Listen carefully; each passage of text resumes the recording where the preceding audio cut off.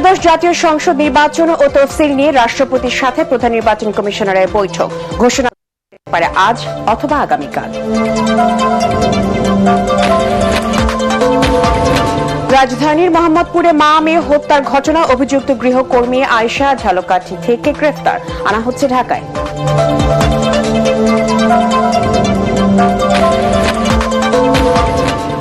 আওয়ামী লীগের গুম নির্যাতন নিপীড়ন বিএনপির চাইতে বেশি আর কেউ সহ্য করেনি তারেক রহমান। বিএনপি প্রতিশোধের রাজনীতি পরিহার করে সমাধানের পথে বিশ্বাসী।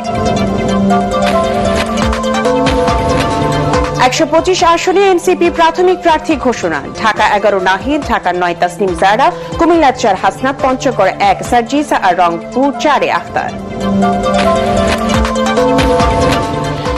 এবং বাগেরহাটে ৪টি ও গাজীপুরে ৫টি সংসদীয় আসনই বহাল থাকছে। নির্বাচন কমিশনের গেজেট অবৈধ ঘোষণা করে হাইকোর্টের রায় আপিল বিভাগে বহাল।